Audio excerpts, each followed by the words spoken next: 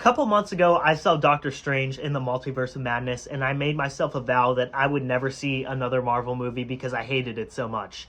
And here I am today reviewing Ant-Man and the Wasp: Quantumania for your entertainment. I wasn't really anticipating this movie. I didn't think the trailers looked all that great, but I had a couple hours to kill one day, and I decided to see this in theaters. And I actually liked it a lot. Easily the best part of this film is the cast. Paul Rudd is great. This is his fifth outing as the Ant-Man character. Once again, he delivers a very solid performance. Obviously, seeing Michael Douglas in the film is great. With the first two movies, he definitely takes a step back, and here he has more of a leading man role, especially in regard to the third act, which, was really cool to see.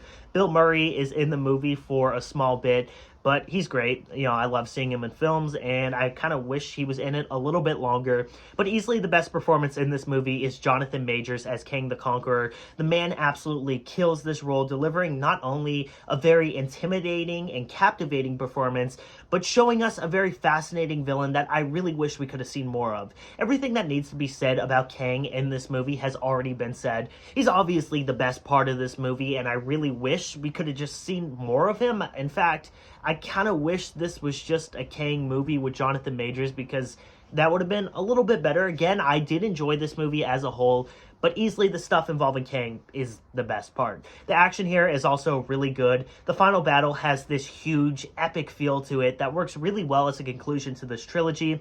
I also really like the world building here. The quantum realm is just such a fascinating idea, the idea that there's a world within a world, and I thought the way Peyton Reed went about exploring it was really well done. It felt very Star Wars and Star Trek-esque, which was definitely a nice change of pace for the MCU.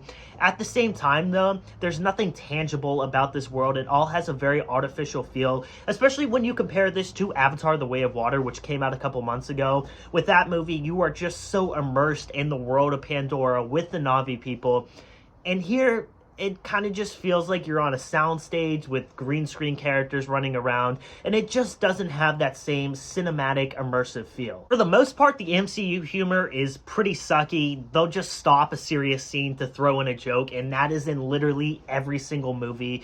But for the most part, the Ant-Man films have always been a little bit different. That and Guardians of the Galaxy are actually pretty good with the humor.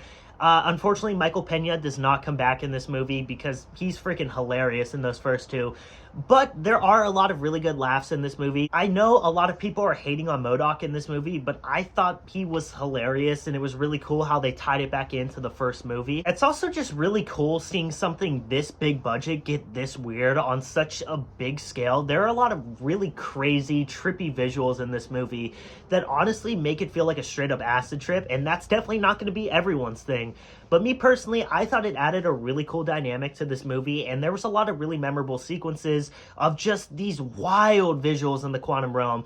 And again, I wish we could have seen more of that in the movie. There's a scene with multiple Ant-Men. It sounds so weird saying it out loud, but there's multiple of them trying to get to something, and it's an awesome scene. I really love that part of the movie. This does have your typical MCU isms. The tone is kind of all over the place. In the first half of the movie, there are definitely a lot of pacing issues. It takes a while for things to get going. But once things do get going, I was really into it personally. And the third act was, awesome. It's great seeing just big explosions, armies fighting.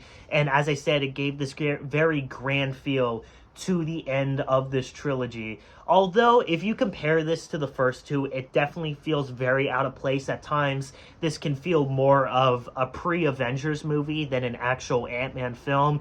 And the Wasp, despite being in the title, is nowhere to be seen. She gets like 15 minutes of screen time, and it's easily the worst part of the movie. There's one storyline going on in the first two acts of this film that is way more fascinating than the other storyline going on, and when they're showing the other storyline, you kind of just want to get back to the one with Ant-Man and his daughter. Also, I thought we were past having bad CGI in movies.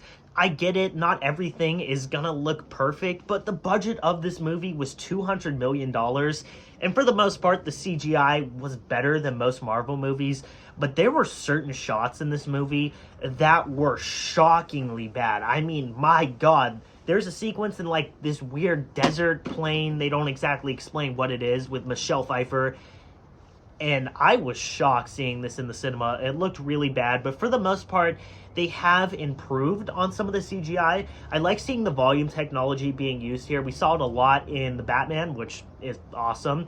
And here, it's pretty cool. I definitely prefer it to the typical green screen, but there are certain shots where it's more noticeable than others. But despite all my flaws with Ant-Man and the Wasp: Quantumania, I really like this movie. At the end of the day, you have to keep in mind this is strictly entertainment. It's not trying to change anything. It's not really doing anything new or revolutionary, but it's a really good time, and I'm glad to see the film's doing so well. If you have seen it, definitely make sure to let me know your thoughts down below, and this is Shetty signing off. Peace out.